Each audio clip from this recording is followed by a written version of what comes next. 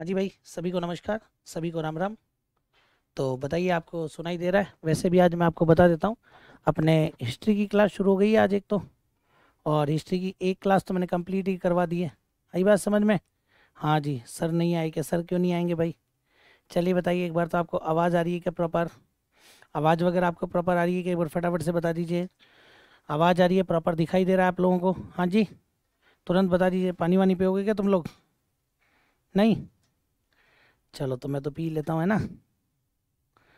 और बताओ, good afternoon. Good afternoon, करें शुरुआत फिर? हाँ जी, शुरुआत करें।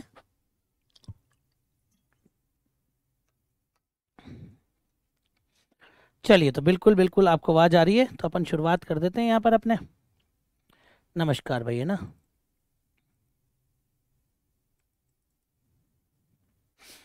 चलिए तो देखिएगा, हम लोग पंचपीर कंप्लीट कर चुके थे। लोक देवताओं की श्रेणी में अपन आगे बढ़ रहे हैं। और लोक देवता के चैप्टर को अपन एक बार के लिए कंप्लीट कर लेते हैं भैया, है ना। सबसे पहले तो अपन यही काम कर लेते हैं कि अपना जो लोक देवता वाला चैप्टर है उसको कंप्लीट कर लेते हैं भैया। सर हिस्ट्री वाली ले ली, ये कल्चर वाली रेगुलर रखो सर। रेगुलर मतलब तुरंत? मतलब उसके बाद ही तो है मतलब? अच्छा, रेगुलर मतलब की क्लास है ना। हाँ बिल्कुल, वो ओपन करेंगे, है ना। चलिए तो अब आप देखिएगा, अब अपन यहाँ पर बात करते हैं अपने राजस्थान आर्ट एंड कल्चर के अंदर। और अपन पढ़ रहे थे लोक देवता, और लोक देवताओं में आज जो अपन यहाँ पर बात करेंगे वो अपने पास में आ जाएंगे कौन से लोक देवता? तेजा जी। पंचपीर तो अपन कंप्लीट कर चुके थे। पंचपीर के बाद में अपने पास में जो नेक्स्ट आते हैं वो हैं आपके तेजा जी। अब देखो Teja ji, I would like to study Indian history from you. ओ हो, बिल्कुल बिल्कुल। हाँ जी। प्री का बैच है या मेंस का? वैसे तो प्री का ही बैच है। ठीक है ना। हाँ जी। आप पी लो सर जी, बिल्कुल ऑल क्लियर।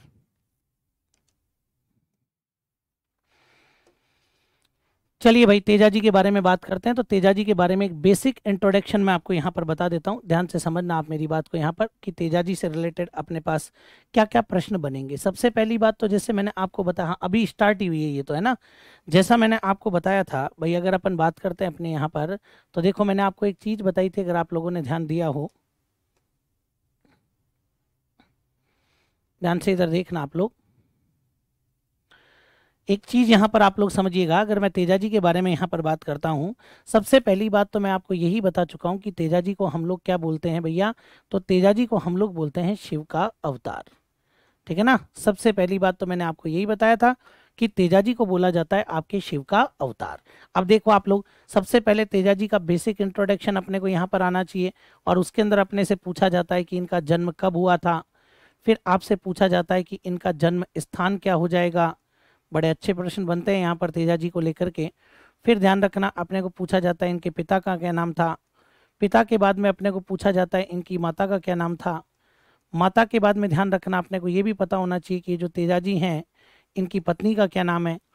पत्नी के बाद में देखो कि इनके पास में एक घोड़ी है, उस घोड़ी का क्या नाम है, ये भी अपने को पता होना चाहिए। फिर इनके जो भोंपे होते हैं ना, उन भोपों को क्या कहा जाता है, वो भी अपने को पता होना चाहिए। और फिर अगर अपन बात करते हैं कि ये जो तेजा जी हैं, इन तेजा जी का प्रतीक चिन्ह आपके क्या हो जाएगा, तो ये भी अपने को पता होना चाहिए। ये कुछ प्रश्न बनते हैं सीधे जो अपने आ जाते हैं। सर प्लीज़ आप हॉलीडे मत रखा कीजिए, पूरा शेड्यूल गड़बड़ हो जाता है। ओके ओके ओके, ठीक है ना। हम तो फाउंडेशन वाले हैं, प्री और मेन साथ क्यों नहीं पढ़ा रहे हो? एक बार बिल्कुल पढ़ा देंगे आपको, एक बार पहले प्री वाली बातें तो आए। मैं विदाउट प्री के फाउंडेशन नहीं पढ़ा सकता ना। पहले एक बार बेसिक कॉन्सेप्ट क्लियर हो जाए, मैं बोल रहा हूँ ना, मैं पूरा करवाऊंगा। डोंट वरी, उसकी आपको चिंता ही नहीं करनी है आपको, है ना। हाँ जी, उसकी आप चिंता मत करो, वो मुझे कराना है, मुझे पता है कैसे करवाना है ना। हाँ, आपको अच्छे से मेरे को पढ़ाना है, लेकिन एक बार पहले मैं आपको वो चीज़ें तो बताऊं जो अपने को याद होनी चाहिए। तो देखो आप लोग, तेजा जी को शिव का अवतार कहते हैं। इनके जन्म के बारे में मैं बात करूं ना, तो इनका जो जन्म हुआ था वो आपके 1073 में हुआ था। और दूसरी बात, आपके हुआ कब था? तो माघ का महीना था भाई साहब। माघ शुक्ल चतुर्दशी को इनका जन्म हुआ था। ठीक है ना। माघ शुक्ल चतुर्दशी के दिन आपके तेजा जी का जन्म हुआ था। सबसे पहले तो आप यही बात ध्यान रख लेना, ओके। फिर जन्म स्थान के बारे में बात करते हैं, तो इनका जन्म हुआ कहाँ पर था? तो इनका जन्म हुआ था आपके खरनाल। और ये खरनाल पड़ता है भैया नागौर के अंदर। खरनाल कहाँ पड़ता है? आपके खरनाल नागौर में पड़ता है। इनके पिता का क्या नाम था? तो इनके पिता का नाम था ताहड़ जी जाट। तो ये भी जरूर याद रखना। कि इनके पिता का क्या नाम हो जाएगा, तो इनके पिता का नाम था आपके ताहड़जी जाट। ताहड़जी जाट है ना, ये जो ताहड़जी जाट हैं ये कौन से गोत्र में थे? सर हिस्ट्री क्लास शुरू कर दी क्या? फोल्डर में नहीं आ रही है, हिस्ट्री क्लास शुरू कर दी मैंने, है ना? हाँ जी, ये जो ताहड़जी जाट थे ना ये कौन से गोत्र के थे? तो ये ताहड़जी जाट आपके धोलिया गोत्र के थे। ठीक है, कौन से गोत्र के थे? तो इनका जो जन्म हुआ था ना वो आपके धोलिया गोत्र में हुआ था। तो ये भी आप लोग जरूर याद रखना, मत भूलना इस बात को कि ताहड़जी जाट का जो जन्म हुआ था वो कौन से गोत्र में हुआ था भाई? तो वो आपके धोलिया गोत्र में हुआ था, तभी तो इनको हम धोलिया वीर बोलते हैं। फिर इनकी माता का क्या नाम था? तो इनकी माता का नाम बताया जाता है राजकुंवरी। कुछ किताबों में राजकुंवरी इनकी माता का नाम लिखा हुआ मिलता है, तो कुछ किताबों में मिलता है रामकुंवरी। ध्यान रख लेना, राजकुंवरी या रामकुंवरी। मैं तो राजकुंवरी बताता हूँ वैसे ज्यादातर, तो ये ध्यान रखना आप लोग, इनकी माता का नाम हो जाएगा राजकुंवरी। पत्नी का नाम क्या था? हाँ जी, पत्नी का नाम क्या हो जाएगा? तो इनकी पत्नी का नाम देखो आप लोग, इनकी पत्नी का नाम हो जाएगा आपके पेमल दे। बोलो क्या नाम आ जाएगा? इनकी पत्नी का नाम है पेमल दे। अपने पनेर गांव पड़ता है अजमेर के अंदर, और उस पनेर अजमेर के अंदर है, और एक रामचंद्र जी जाट थे, उनकी पुत्री थी आपके कौन? पेमल दे। वैसे आप लोग ध्यान रखना मीराबाई जो है ना, उन मीराबाई के बचपन का नाम भी क्या था? पेमल दे ही नाम था। फिर इनकी घोड़ी के बारे में देखो कि इनकी घोड़ी का क्या नाम है? तो इनकी घोड़ी का नाम है लीलन, जिनको हम लोग प्यार से सिणगारी भी बोलते हैं भैया। लीलन को हम लोग प्यार से क्या बोलते हैं? सिणगारी भी बोलते हैं, ध्यान रखना आप लोग कि ठीक है, कि लीलन मारी जाई जे गड्ढे खरनाली ओ देश, मारो गड्ढे खरनाली ओ देश। तो लीलन मारी जाई जे, ओ लीलन मारी, ओ लीलन मारी जाई जे गड्ढे खरनाली ओ देश। गढ़ खरनालियो मतलब खरनाल में मंदिर है उसकी बात कर रहा है। भोपो को बोलते हैं घोड़ला। भोपो को क्या बोलते हैं इनके? तो इनके भोपो को कहा जाता है आपके घोड़ला। और इनका जो प्रतीक चिन्ह है ना, मैंने आपको पहले भी बताया था, हाथ में क्या दे देना? तलवार, और तलवारधारी अश्वारोही। इनका जो प्रतीक चिन्ह है वो क्या हो जाएगा आपके? तलवारधारी अश्वारोही इनका प्रतीक चिन्ह हो जाएगा। तो ये भी अपने को पता होना चाहिए कि इनका प्रतीक चिन्ह क्या है आपके? तलवारधारी अश्वारोही। तो ये तो मैंने आपको बताया तेजाजी के बारे में एक बेसिक इंट्रोडक्शन, कि तेजाजी को अपन शिव का अवतार बोलते हैं। फिर इनका जन्म स्थान ये सारा मैंने आपको बता दिया, ठीक है ना? हाँ बिल्कुल बिल्कुल। फिर इसके बाद में क्या आता है अपने? फिर इसके बाद में अपने पास में आता है प्रमुख मंदिर। बोलो क्या आ जाएगा भैया? प्रमुख मंदिर।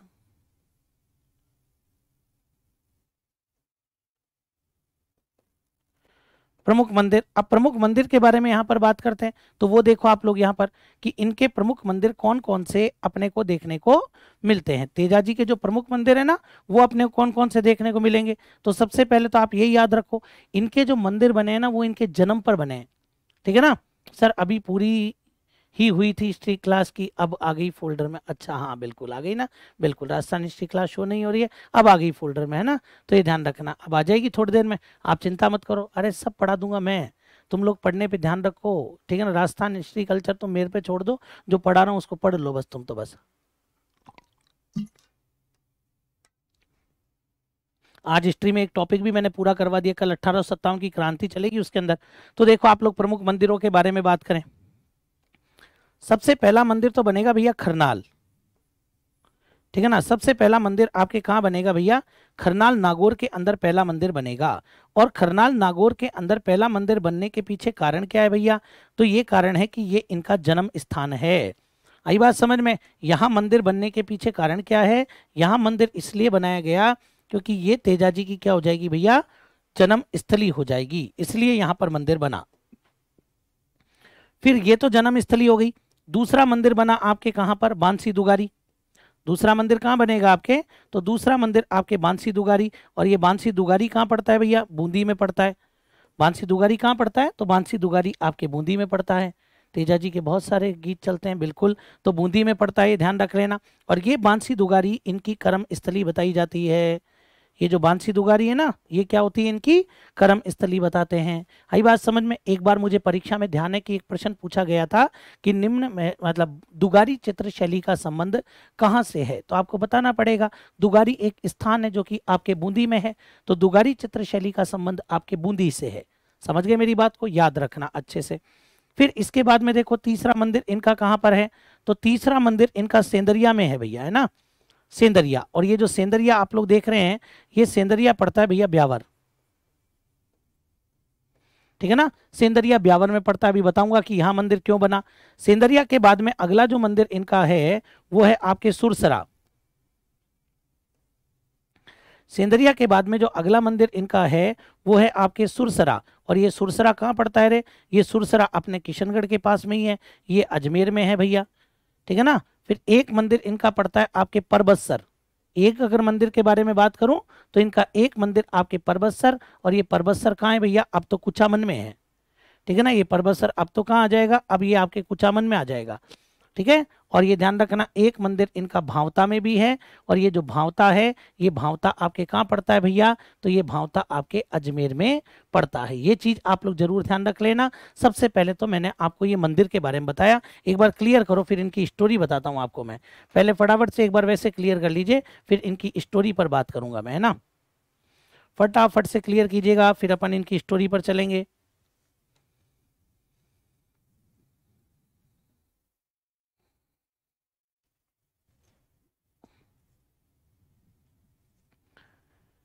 हाँ जी।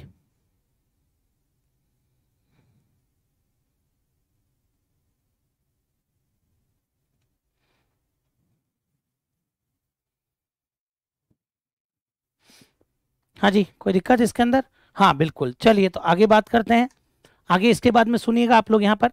तो ये टोटल आपके मंदिर हो जाते हैं इनके कितने? 5 मंदिर आपके हो जाते हैं। अब जैसे जैसे इनका जीवन चला ना, वैसे वैसे इनके क्या बनते गए? मंदिर बनते गए। जैसे जीवन के बारे में आप लोग देखो कि भाई सबसे पहले जन्म हुआ था खरनाल नागौर, तो इनका मंदिर बन गया आपके खरनाल नागौर में। इन्होंने अपनी कर्म स्थली किसको बनाया? बांसी दुगारी, तो बूंदी में इनका मंदिर बन गया आपके। फिर अब हुआ क्या कि जब तेजा जी और बड़े हुए तो इनका विवाह हो गया था पेमल दे के साथ में, और पेमल दे के साथ में विवाह हुआ तो तेजा जी ने पेमल दे को अपने पियर में छोड़ रखा था। मतलब कि तेजा जी का ससुराल पनेर के अंदर ही रहती थी पेमल दे। एक दिन ऐसा कहते हैं कि तेजा जी खेतों में काम किया करते थे। जब खेतों में काम करते थे तो इनकी माँ इनके लिए भोजन ले जाया करती। सुबह सुबह का जो कलेवा होता है वो ले जाती थी, सुबह का भोजन कलेवा, शाम का भोजन होता है उसको ब्याड़ू बोलते हैं ना, तो वो कलेवा ले जाया करती थी। जब वो कलेवा लेकर के जाया करती थी तो एक दिन साहब मम्मी को कोई काम आ गया, तो उन्होंने अपनी बड़ी बहू मतलब तेजा जी की भाभी को कहा कि आज तू तेजा के लिए भोजन लेकर चली जाना। अब भाभी थोड़ी आलसी टाइप की थी, वैसे भी भाभियां आलसी होती है। तो वो साहब आपके कुचामन गलत लिख दिया सर, आप कुमाचन लिख दिया। अच्छा अच्छा अच्छा, okay okay okay okay, don't worry don't worry.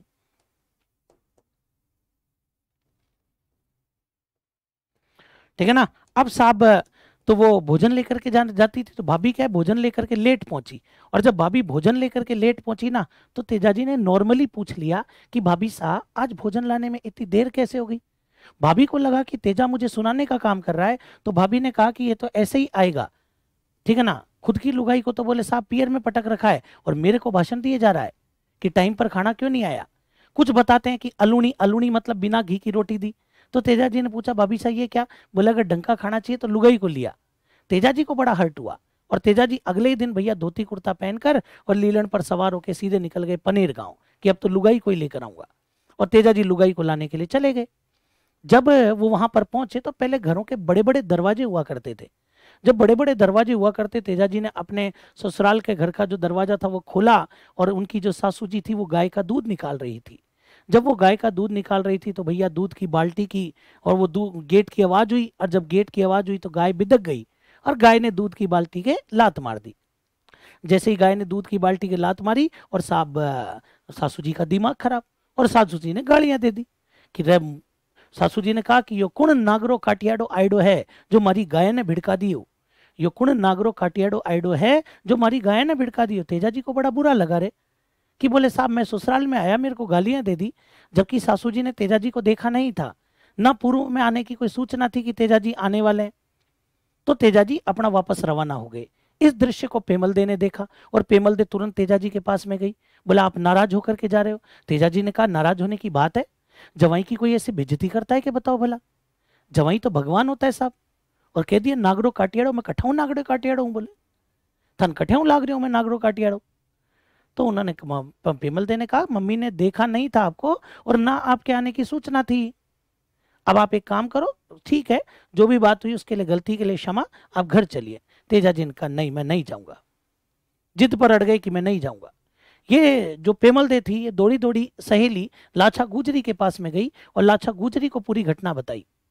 लाछा गुजरी आई, तेजाजी से मिली। तेजाजी ऐसे नाराज होकर नहीं जाते हैं, जवाई गांव में भगवान होता है, और आप जानते हैं कि रामचंद्र जी की तो गांव में बड़ी इज्जत है, और आप तो बहुत समझदार इंसान हैं, आप घर चलिए। तेजाजी ने कहा मैं उस घर में नहीं जा सकता, मेरा अपमान कर दिया। लाछा गुजरी ने कहा आप उस घर में नहीं जा सकते तो आप मेरे घर चलिए, वहां रहकर आप और विश्राम कीजिएगा, पेमलदे को लेकर जाइएगा आप। और तेजाजी साहब लाछा गुजरी के घर पे चले गए। कहते हैं उसी रात्रि को लाछा गुजरी की गायों पर मेर क्षेत्र के मीणाओं ने हमला कर दिया, और जब मेर क्षेत्र के मीणाओं ने उनकी गायों पर हमला कर दिया ना, तो तेजाजी के पास में जब लाछा गुजरी आई तो तेजाजी ने वचन दे दिया। तेजाजी ने कहा कि मैं वचन देता हूं तेरी एक एक गाय और एक एक बछड़े को बचा कर लेकर आऊंगा, नहीं तो ये तेजा जीवित नहीं आएगा। और तेजाजी बछड़ों को बचाने के लिए, गायों को बचाने के लिए वहां से चले गए। वहां जब तेजाजी वहां से निकले तो एक स्थान था जिसका नाम था मंडावरिया, ठीक है ना, एक स्थान जिसका नाम आपके क्या आ जाएगा, मंडावरिया। मंडावरिया में जाकर के और एक युद्ध लड़ा जिसको कहते हैं मंडावरिया का युद्ध, मंडावरिया का युद्ध। और ये जो मंडावरिया का युद्ध होता है ये किस किस के बीच में होता है, ये आपके एक तो तेजाजी और तेजाजी के साथ में ध्यान रख लेना कौन, मेर क्षेत्र के मीणा, ध्यान रखना। आई बात समझ में, तेजाजी और मेर क्षेत्र के मीणाओं के बीच में आपके ये युद्ध होता है, ठीक है। तेजाजी और दूसरी तरफ कौन है आपके, मेर क्षेत्र के मीणा, इनके बीच में युद्ध हुआ। और युद्ध के अंदर कहते हैं कि तेजाजी ने गायों की रक्षा कर ली। आई बात समझ में, तो ये जरूर ध्यान रख लेना। इस युद्ध के अंदर क्या हुआ, तेजाजी द्वारा गायों की रक्षा की गई। समझ में आई बात, यहाँ पर जो हमारे जो लोक देवता तेजाजी हैं, इन तेजाजी द्वारा और उन गायों की रक्षा कर ली जाती है। ये यहाँ पर ये रिजल्ट निकल करके आया।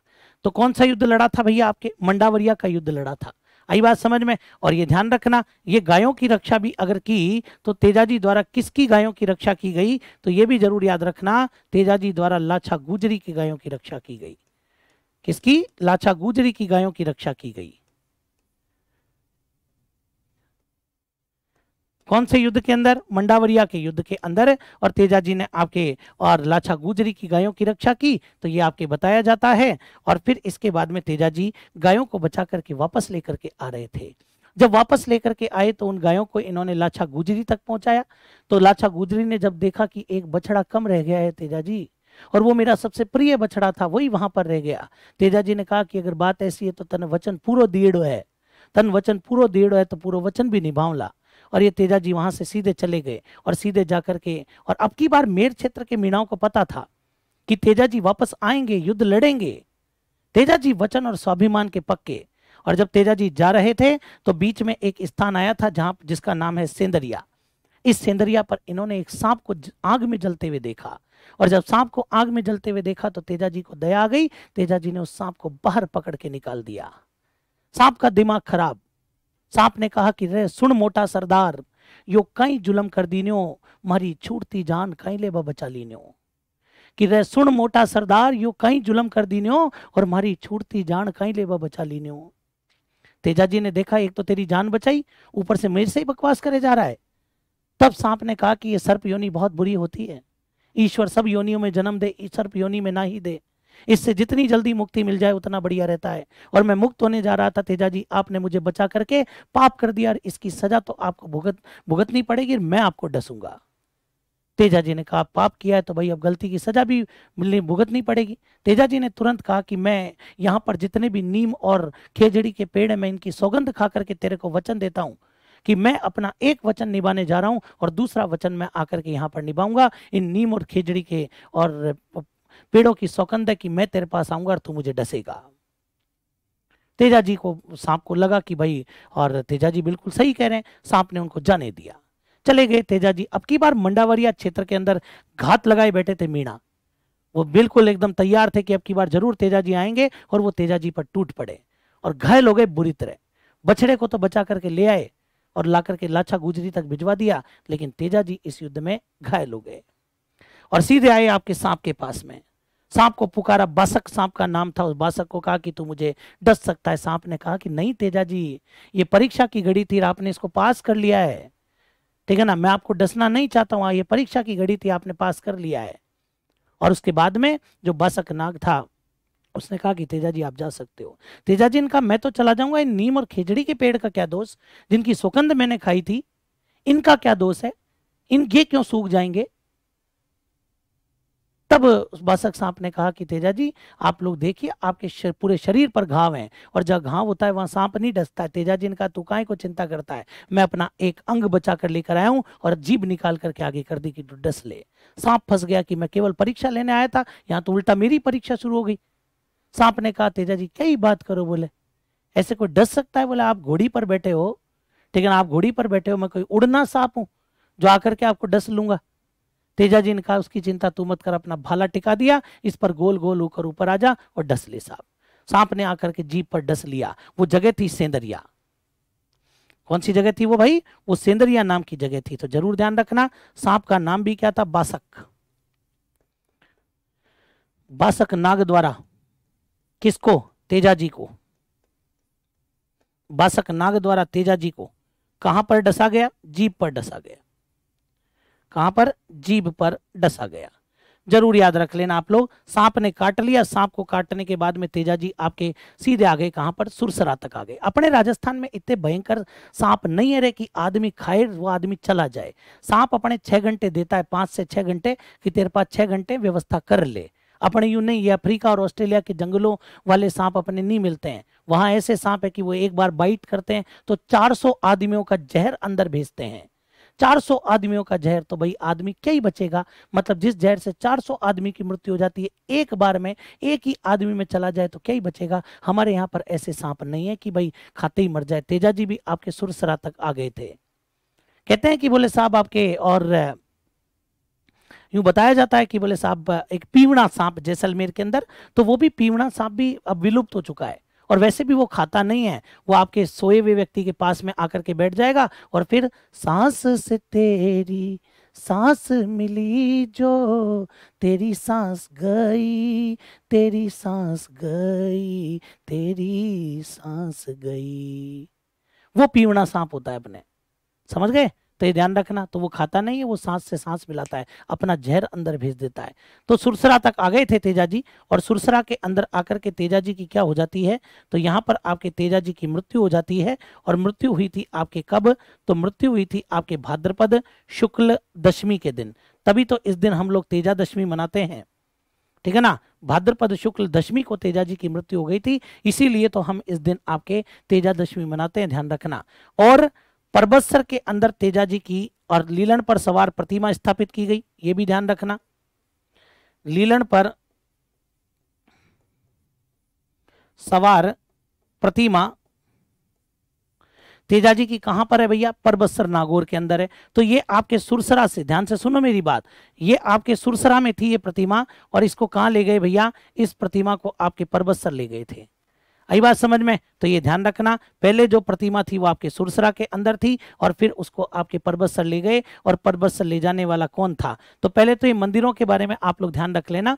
हाँ जी, कहानी के आधार पर तेजा जी पीरों में शामिल होने चाहिए, लेकिन भाई पीर का मतलब वो होता है जिसकी पूजा मुस्लिम करें, लेकिन उन्होंने मुस्लिम इनकी पूजा नहीं करते ना, ये रैंक नहीं है ना, मैंने पहले भी आपको बताया। तो ये ध्यान रखना, मंडावरिया का युद्ध लड़ा था तेजा जी ने। अब इसके बाद में मैं बात करूं तो ये ध्यान रखना आप लोग, जो हमारे तेजा जी हैं, इन तेजा जी की लीलन पर सवार प्रतिमा, तेजा जी की लीलन पर सवार प्रतिमा, तेजा जी की लीलन पर सवार प्रतिमा जोधपुर के महाराजा, जोधपुर के महाराजा अभय सिंह के काल में, जरूर याद रखना, जोधपुर के महाराजा अभय सिंह के काल में, जोधपुर के महाराजा अभय सिंह के काल में सुरसरा से परबतसर लाई गई। सुरसरा से कहां लाई गई, परबतसर लाई गई, जरूर याद रख लेना भैया, सुरसरा से परबतसर लाई गई। एक तो ये बात अपने को याद पता होनी चाहिए, सुरसरा से परबतसर लाई गई, इंपॉर्टेंट पॉइंट है, जरूर याद रख लेना भाई साहब। समझ गए मेरी बात को यहाँ पर। चलिए इसके बाद में आगे बात करते हैं। अगर अपने से कोई पूछे कि भैया तेजा वीर तेजाजी पशु मेला, अगर कोई अपने से पूछे कि वीर तेजाजी पशु मेला ये वीर तेजाजी पशु मेला कहाँ लगता है? तो भैया वीर तेजाजी पशु मेला आपके परबतसर के अंदर लगता है, ये भी आप लोग याद रख लेना। और परबतसर में कब लगता है भैया? तो परबतसर में लगता है आपके श्रावण पूर्णिमा से भाद्रपद अमावस्या तक।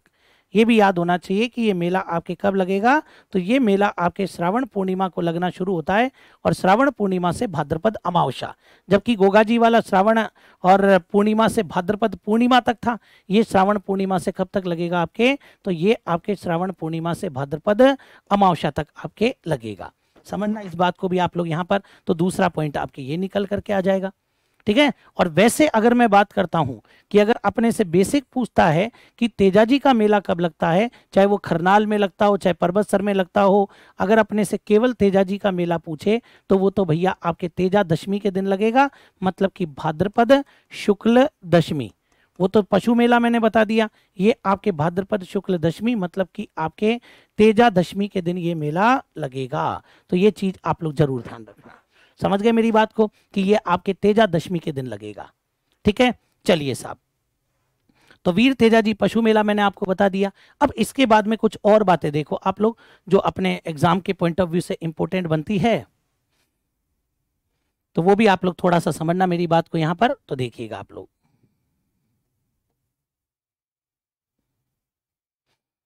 अब इसके बाद में देखो आप लोग और क्या क्या बातें मैं आपको यहां पर बता रहा हूं। तो एक तो ध्यान रखना आप लोग, मैं आपको ऑलरेडी भी बता चुका हूं कि हमारे जो किसान है, किसान फसल बोने से पहले, किसान फसल बोने से पहले अच्छी फसल की कामना के लिए कौन सा गीत गाता है भैया? तेजा टेर गाता है। क्या गाता है भैया? किसान फसल बोने से पहले अच्छी फसल की कामना के लिए आपके क्या गाता है भाई साहब? तो वो आपके तेजा टेर गाता है। जरूर याद रख लेना आप लोग कि वो तेजा टेर गाता है, सबसे पहली बात। दूसरी बात ये ध्यान रखना, सहरिया जनजाति जो कि 12 जिले में निवास करती है, ठीक है ना, तो सहरिया जनजाति भी इनको अपना क्या मानती है? आराध्य देवता। तो दूसरी बात, ये सहरिया जनजाति के क्या हो जाएंगे? तो ये आपके सहरिया जनजाति के आराध्य देवता हो जाएंगे। ये भी आप मत भूलना कि सहरिया जनजाति के आराध्य देवता हैं।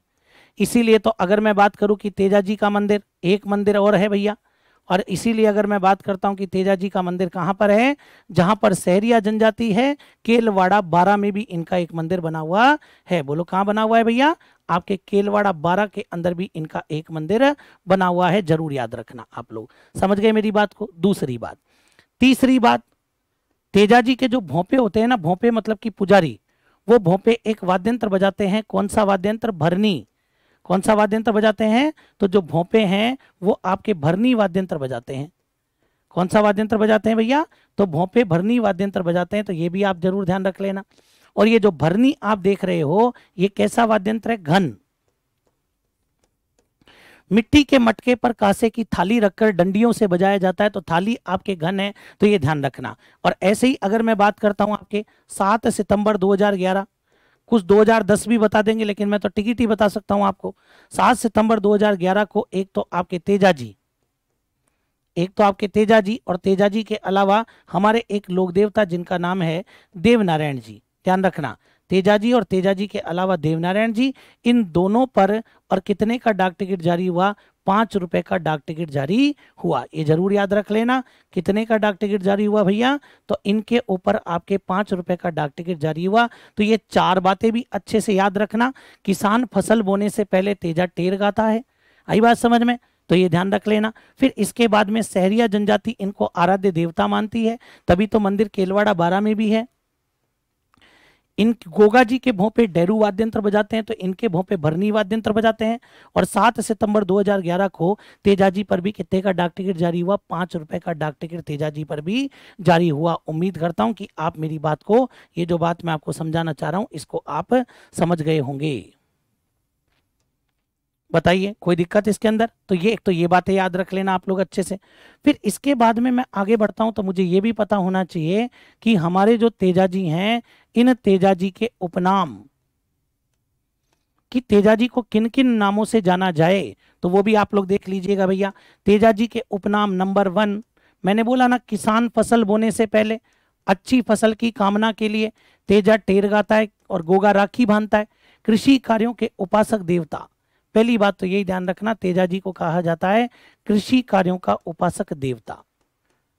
दूसरा मैं आपको ऑलरेडी बता चुका हूं कि इनको शिव का अवतार कहते हैं।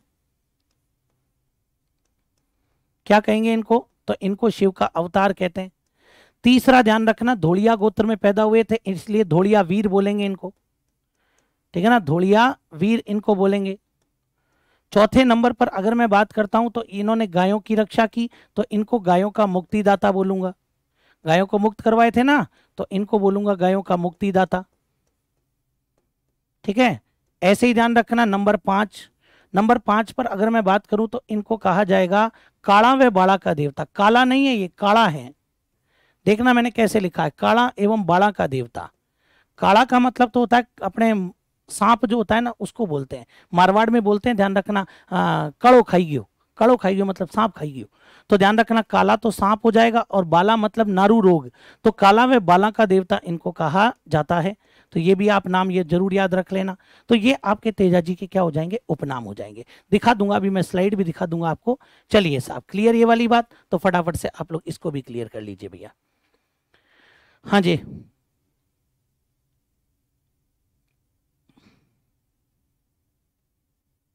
मंडावरिया में युद्ध हुआ था, तो ध्यान रखना मंडावरिया में भी इनका मंदिर है। कुछ लोग बताते हैं तेजा चौक ब्यावर में, भैया हर गांव में, अजमेर के हर गांव में तेजा चौक है, ध्यान रखना।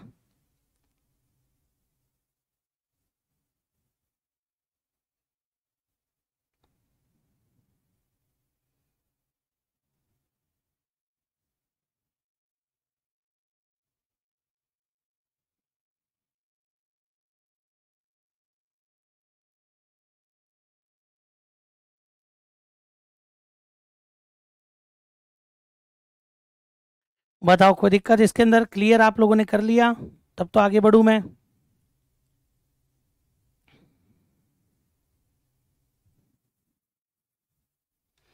हाँ जी, चलिए साहब, कोई दिक्कत इसके अंदर? तो ये मैंने अच्छा ये वाली स्लाइड मैं आपको दिखा देता हूँ, पीछे वाली। हाँ बिल्कुल देख लीजिए, आप पीछे वाली स्लाइड भी देख लीजिए भाई।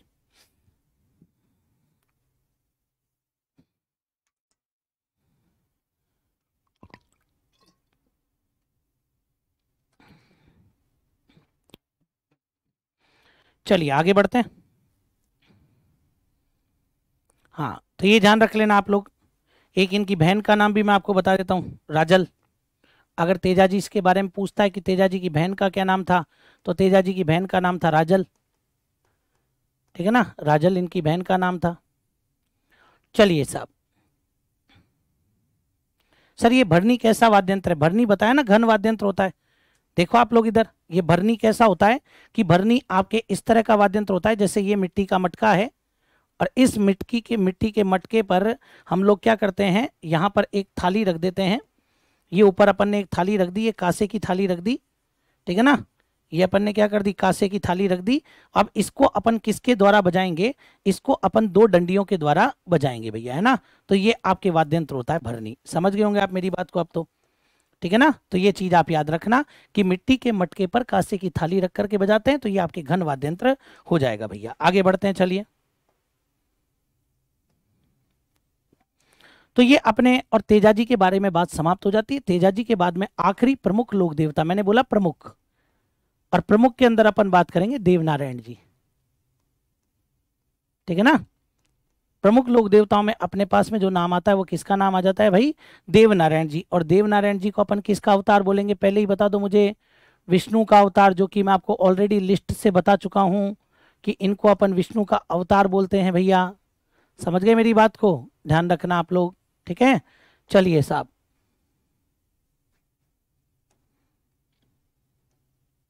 तो कल को तो अपने से ये भी पूछ लेता है कि हमें ये भी बता दो कि जाट जो समाज है उसके प्रमुख लोक देवता कौन है, तो भैया तेजा जी हैं। जाटों के जो प्रमुख लोक देवता है तेजा जी हैं। गुजरों के देवनारायण जी हैं। गुजरों के कौन हो जाएंगे? देवनारायण जी। अब देखो देवनारायण जी पर प्रश्न क्या क्या बनते हैं।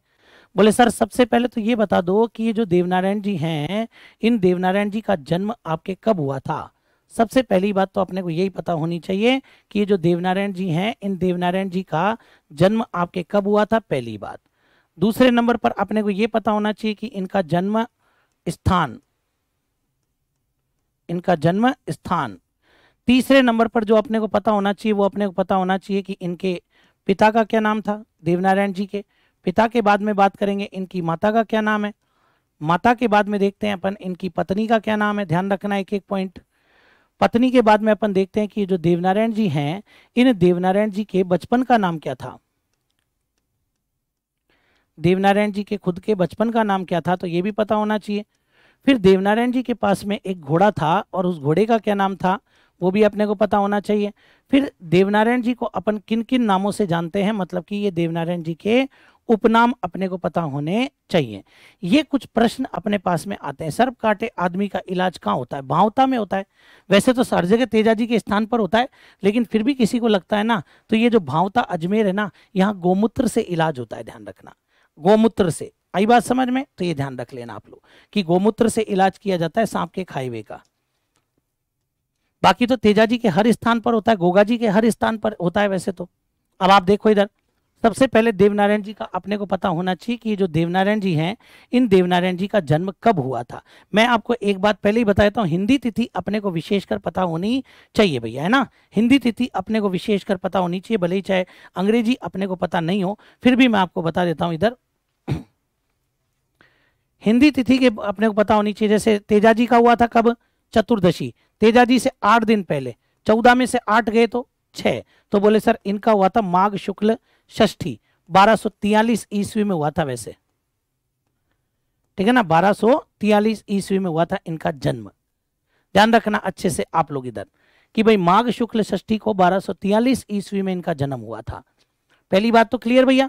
अब दूसरे नंबर पर जन्म हुआ कहां पर था, तो भैया आपके एक पहाड़ी है जिसका नाम है मालासर, मालासरी पहाड़ी। ध्यान रख लेना आप लोग, कौन सी पहाड़ी पर हुआ था, मालासरी पहाड़ी पर हुआ था। और ये मालासरी पहाड़ी कहां पर है, तो गांव का नाम है गोठ दंडावता।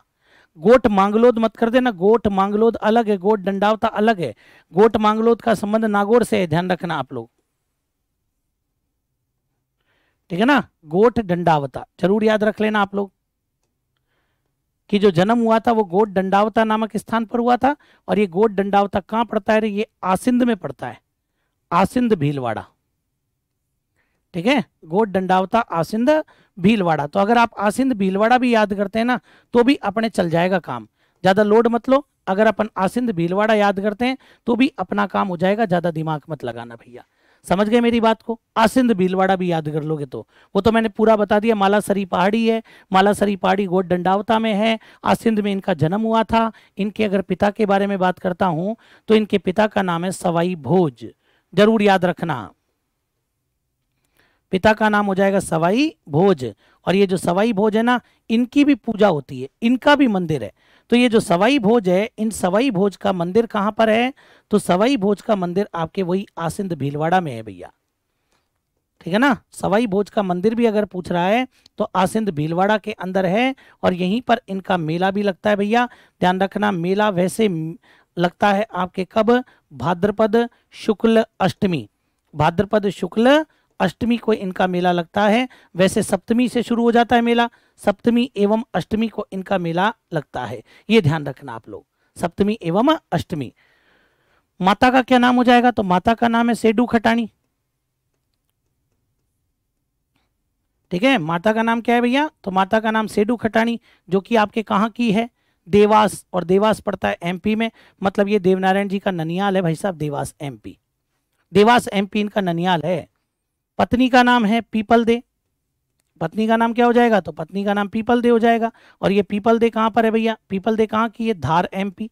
लो साहब ननियाल भी एमपी में ही है, धार। फिर बचपन का नाम क्या है इनके, तो अगर देवनारायण जी के बचपन के नाम के बारे में बात करें तो उदय सिंह, इनके बचपन का नाम हो जाएगा आपके उदय सिंह, जरूर याद रख लेना। फिर इनके पास में एक घोड़ा है, उस घोड़े का क्या नाम है, तो उस घोड़े का नाम है लीलागर, तो ये इनका घोड़ा हो जाएगा लीलागर, ये भी याद रखना आप लोग, ठीक है। हरे रंग का घोड़ा बताते हैं इसको, ये जो लीलागर है इसका रंग कौन सा बताया जाता है, हरे रंग का। और इनके उपनाम देखो आप लोग, अगर मैं बात करूं इनके उपनाम के बारे में तो देखिएगा आप लोग यहां पर, समझना मेरी बात को। उपनाम,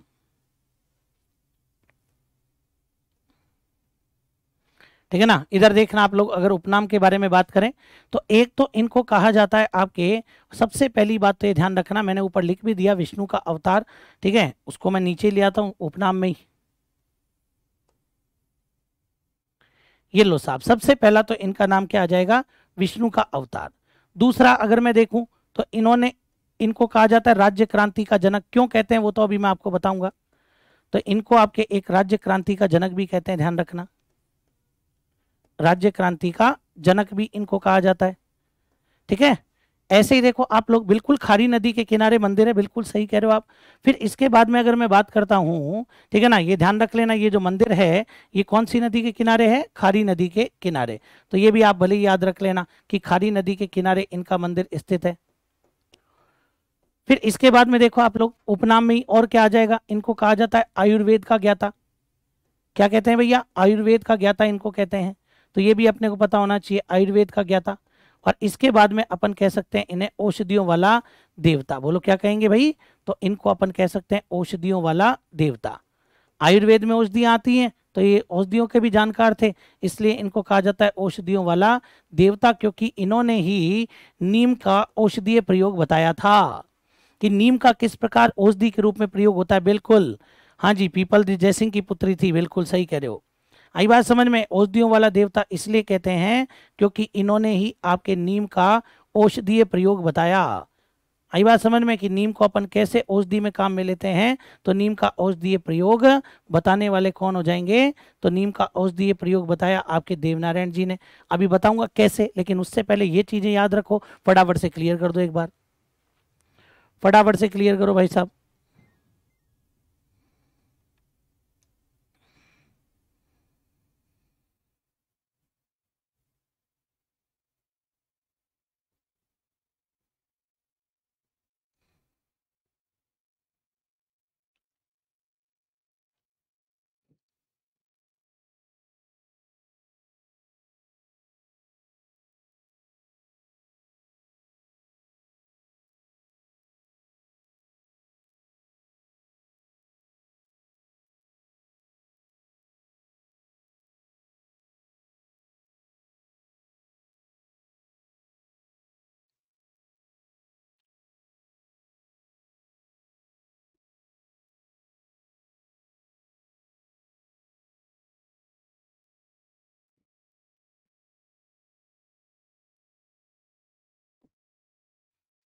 चलिए साहब, तो ये तो मैंने आपको बेसिक इंट्रोडक्शन बता दिया। अब देखो आप लोग, इसके बाद में अपन बात करते हैं, तो अपने को पता होना चाहिए कि ये जो देवनारायण जी हैं, इन देवनारायण जी के प्रमुख मंदिर इंपॉर्टेंट है भैया।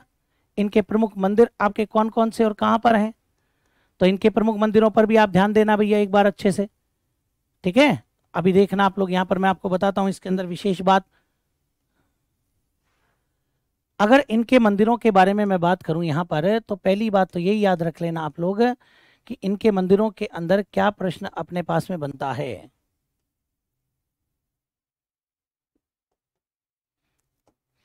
सबसे पहली बात, इनके मंदिर में पूजा होती है किसकी, ईंटों की पूजा। तो ये भी आप लोग जरूर याद रखना कि किस लोक देवता के ईंटों की पूजा होती है, तो हमारे जो देवनारायण जी है ना, उनके मंदिरों में ईंटों की पूजा होती है, सबसे पहली बात।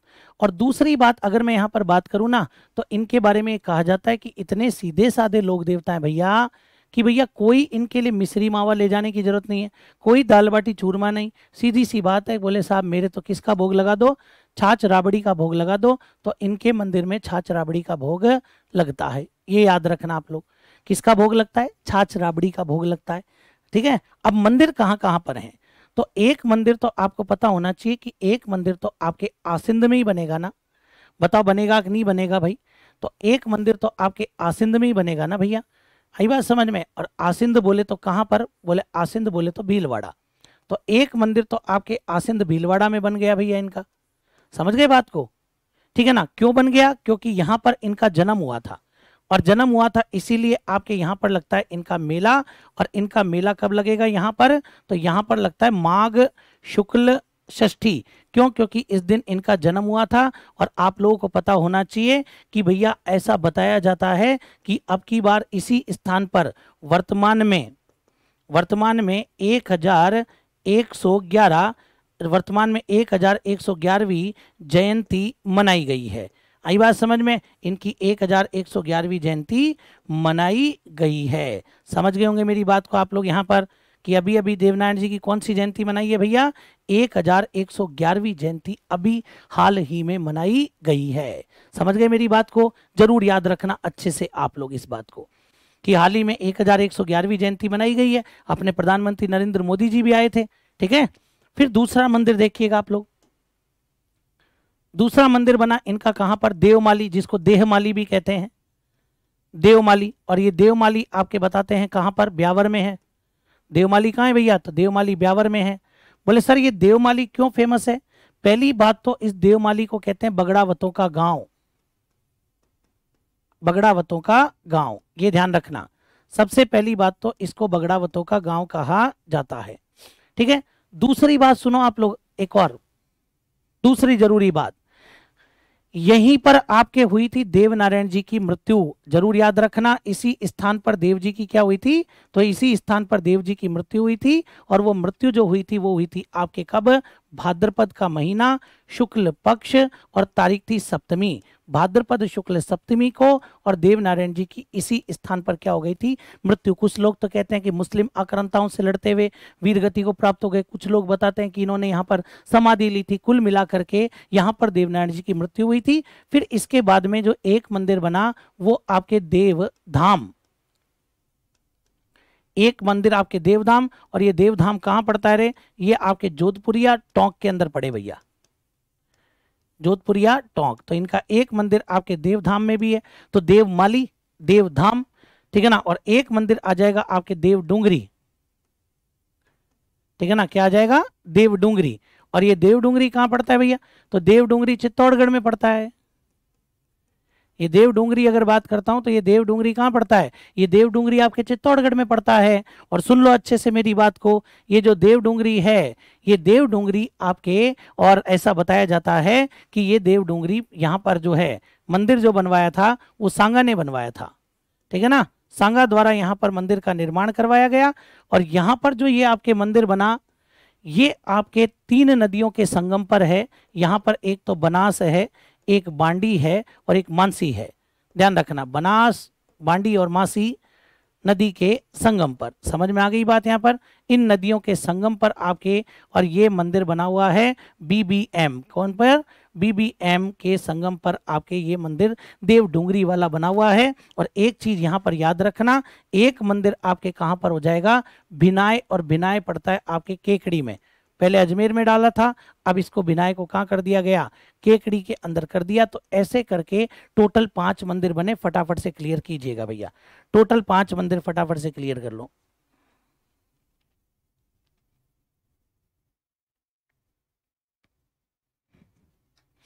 हाँ जी, ये जरूर ध्यान रख लेना आप लोग, बनास, बांडी और मानसी जो नदी है इसके संगम पर आपके ये स्थान बना हुआ है।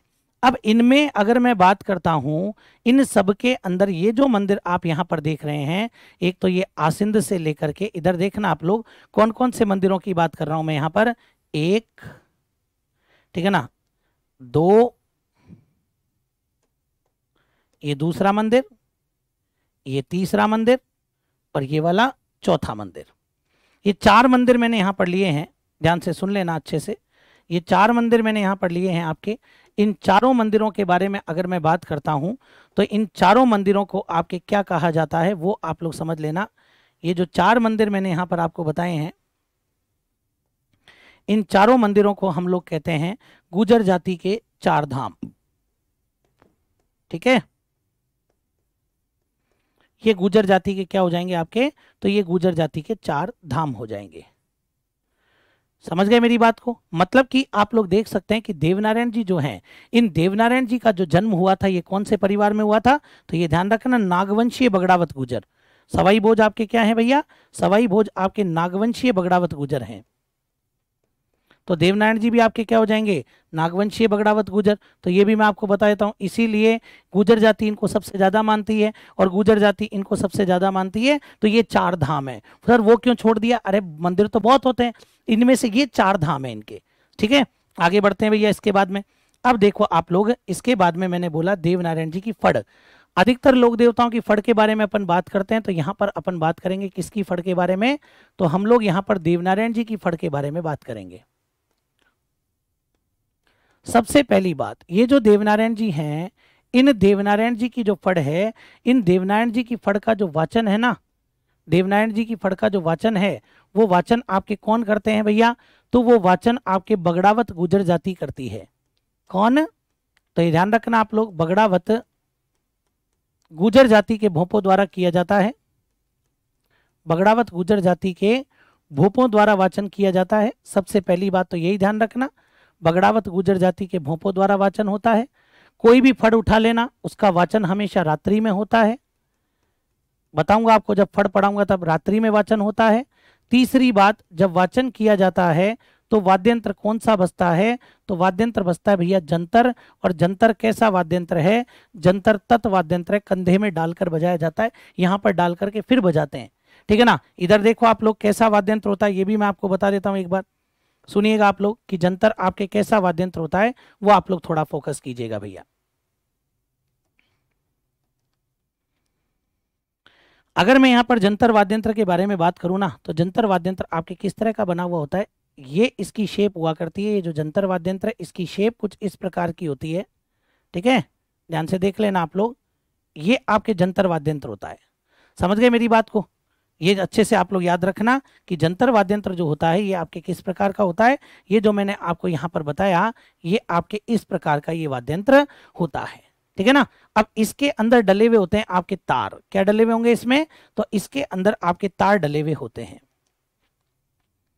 अच्छे से याद रखना, ये जो जंतर वाद्यंत्र है, ये मैंने आपको बताया ये आपके किस प्रकार का होता है, ये आपके कहीं ना कहीं इस प्रकार, जो मैंने आपको बताया ये इस प्रकार का वाद्यंत्र होता है।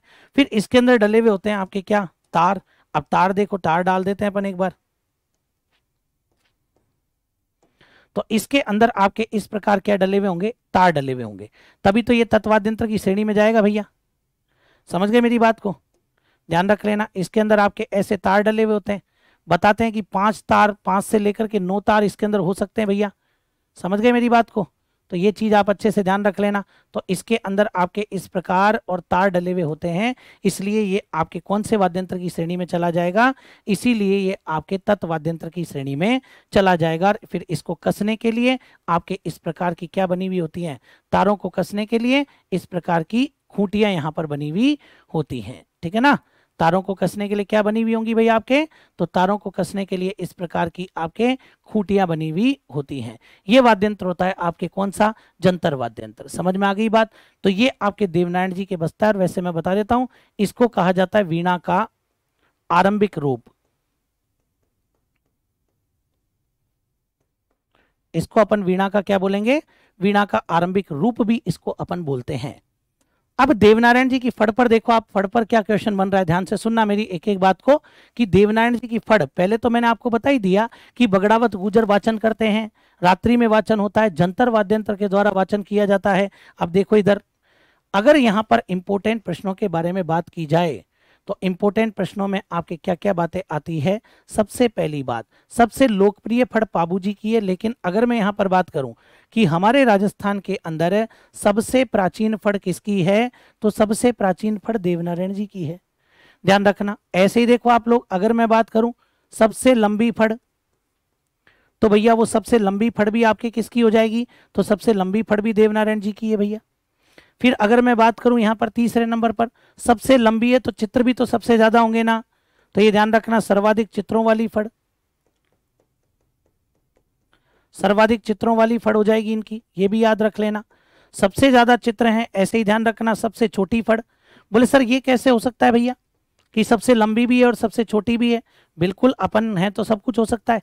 सबसे लंबी तो है भैया उस पर, कपड़े पर, सबसे लंबी तो किस पर है, कपड़े पर है। और जो सबसे छोटी है वो डाक टिकट पर है भैया, जो डाक टिकट है ना उसके ऊपर बनी हुई है, इसलिए सबसे छोटी फड़ आपके किस पर है, डाक टिकट पर है। इसीलिए ध्यान रखना, एकमात्र फड़ जिस पर डाक टिकट जारी हुआ है, एकमात्र फड़ जिस पर आपके क्या जारी हुआ है, एकमात्र फंड जिस पर डाक टिकट जारी हुआ है, ये भी आप लोग जरूर ध्यान रख लेना। एकमात्र फंड जिस पर डाक टिकट जारी हुआ, किसकी फंड हो जाएगी भैया, देवनारायण जी की फंड है। और ये डाक टिकट जारी कब हुआ था, 2 सितंबर 1992 को, जरूर याद रखना। लोक देवताओं में तो तेजाजी और देवनारायण जी पर जारी हुआ है, लोक देवताओं में तो तेजाजी और देवनारायण जी पर जारी हुआ है, ध्यान रखना। और वैसे अगर मैं बात करता हूं कि भैया फड़ पर तो केवल और केवल देवनारायण जी, और वो भी आपके 5 रुपए का, 2 सितंबर 1992। सर गुरुजी आपकी चित्रकला शानदार है, धन्यवाद भाई। और ऐसा बताया जाता है कि देवनारायण जी की जो ये फड़ है, ये वर्तमान में आपके कहाँ पर रखी हुई है, वर्तमान में कुछ तो बताते हैं जर्मनी म्यूजियम में रखी हुई है, कुछ बताते हैं लंदन म्यूजियम में रखी हुई है। तो ये ध्यान रखना, मतलब वर्तमान में जर्मनी या लंदन म्यूजियम में और ये फड़ आपकी रखी हुई है। आई बात समझ में, तो ये जरूर ध्यान रखना, जर्मनी या लंदन म्यूजियम में ये आपके रखी है। अपने से नहीं पूछेगा रे, ये इंफॉर्मेशन वाली बात होती है केवल। अब एक चीज और बताता हूं, यहां पर जो फड़ है ना, फड़ का क्या किया जाता है, वाचन। फड़ का क्या करते हैं, वाचन। और फड़ के वाचन के साथ, फड़ के वाचन के साथ एक कथा सुनाई जाती है, बगड़ावत कथा, ठीक है ना। फड़ के वाचन के साथ में क्या सुनाई जाएगी, बगड़ावत कथा सुनाई जाती है। फड़ के वाचन के साथ बगड़ावत कथा सुनाई जाती है। और ये जो आपके बगड़ावत कथा सुनाई जाती है ना, इस बगड़ावत कथा को क्या बोलते हैं, इस बगड़ावत कथा को कहते हैं राजस्थान की महाभारत। क्या बोलते हैं इसको, ये जो बगड़ावत कथा है इसको कहा जाता है आपके राजस्थान की महाभारत। तो ये बगड़ावत कथा सुनाई जाती है जिसे राजस्थान की महाभारत कहा जाता है। तो ये भी आप लोग अच्छे से ध्यान रख लेना कि फड़ के वाचन के साथ में आपके बगड़ावत कथा सुनाते हैं, जिसको राजस्थान की क्या बोलते हैं भैया, महाभारत बोलते हैं। 2 रुपए का डाक टिकट है सर, आई थिंक नहीं नहीं नहीं नहीं नहीं, फड़ पर भी 5 रुपए का ही है, डोंट वरी, चिंता ही मत करो, आप लोग समझ गए मेरी बात को। तो ये ध्यान रखना, फड़ पर भी 5 का ही डाक टिकट है, 2 नहीं है, गलत लिखाते हैं जो 2 है, 5 का ही डाक टिकट है, ठीक है। हाँ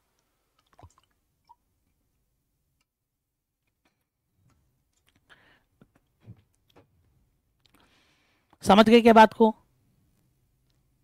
बगड़ावत कथा बताऊंगा मैं आपको, लेकिन उससे पहले और छोटी मोटी बातें मैं यहां पर कर लेता हूं।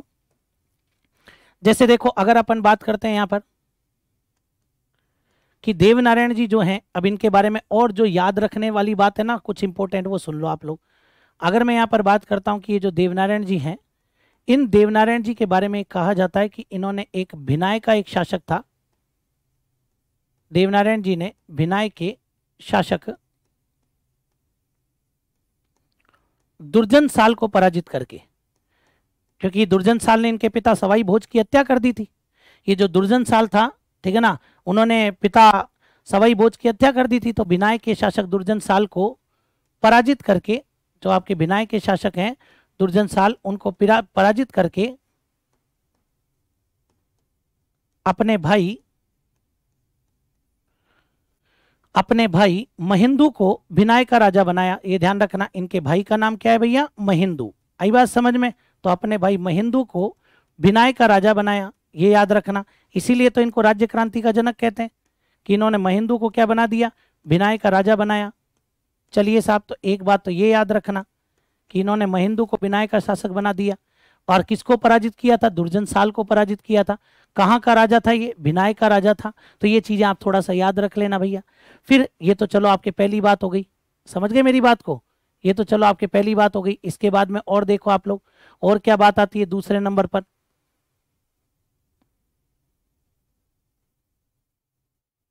अब दूसरे नंबर पर देखो, अगर अपने से पूछे कि हमें ये बताइए कि ये जो हमारे देवनारायण जी हैं, इन देवनारायण जी के प्रमुख सहयोगी, ये तो मैं वैसे बता रहा हूं आपको, ध्यान रखना, देवनारायण जी के प्रमुख सहयोगी, सबके सहयोगी अपन लगभग लगभग बात कर रहे हैं। तो देवनारायण जी के सहयोगी कौन थे, तो देवनारायण जी के सहयोगी थे माकड़ जी। और इन माकड़ जी की भी पूजा होती है। और इनका जो स्थान है वो है नाग पहाड़ी अजमेर। अजमेर में जो आपके नाग पहाड़ी है ना, वहां पर इनका क्या बना हुआ है, वहां पर आपके इनका स्थान बना हुआ है। तो नाग पहाड़ी अजमेर याद रख लेना आप लोग अच्छे से। फिर देखो इसके बाद में तीसरी इंपॉर्टेंट बात, तीसरी बात आपके निकल करके आती है कि एक पुस्तक है, एक पहले तो एक राइटर है रानी लक्ष्मी कुमारी चुंडावत। रानी लक्ष्मी कुमारी चुंडावत, ध्यान से देखना।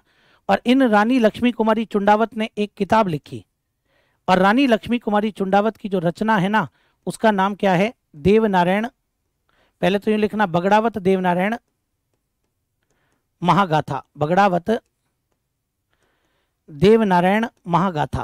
तो ये किसने लिखी है भैया? बगड़ावत देवनारायण महागाथा आपके और लक्ष्मी कुमारी चुंडावत ने लिखी है, जरूर याद रखना भैया, समझ गए?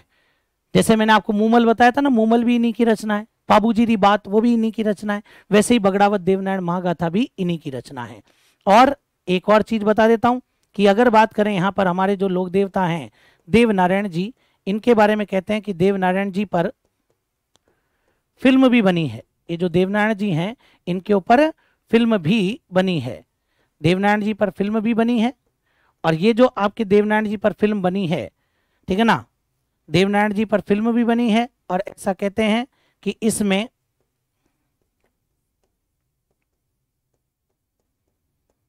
देवनारायण जी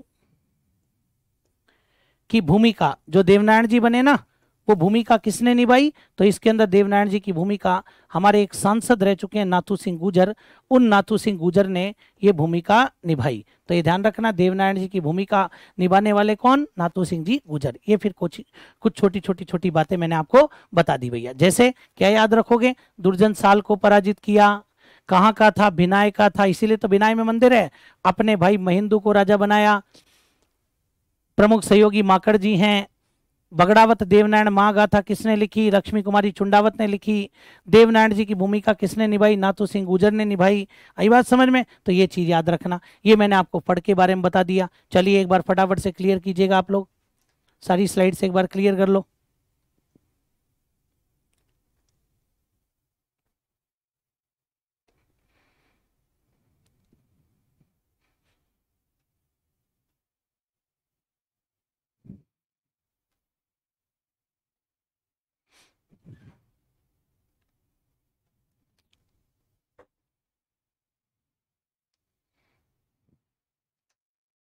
हाँ जी, बताइए अब आप लोग। ये देवनारायण जी समाप्त। कल अपने छोटे मोटे जो भी लोग देवता हैं उनको पढ़ा करके कल ये चैप्टर भी मैं समाप्त कर दूंगा। कल ये वाला चैप्टर भी अपने समाप्त हो जाएगा, तो ज़्यादा लोड लेने की जरूरत नहीं है। फिर उसके बाद में अपन संत और संप्रदाय, या फिर पहले अपन बात कर लेंगे हस्तकला जैसा चैप्टर है, ऐसे चैप्टर पर अपन फोकस कर लेंगे पहले, है ना? ठीक है, बाकी मैं सब धीरे धीरे पढ़ा दूंगा बढ़िया आपके। और असिस्टेंट प्रोफेसर वाले हैं उनके लिए जैसे हिस्ट्री भी शुरू कर दी है, कल्चर चल ही रही है, तो ज़्यादा लोड लेने की जरूरत नहीं है, आराम से पढ़ो। बाकी टाइम आप सब्जेक्ट की तैयारी करो, ठीक है? हाँ जी, चलिए तो आज अपन इतनी बात करते हैं, फिर मुलाकात होगी अपनी। तब तक के लिए आप सभी को बहुत बहुत धन्यवाद। जय हिंद, जय भारत।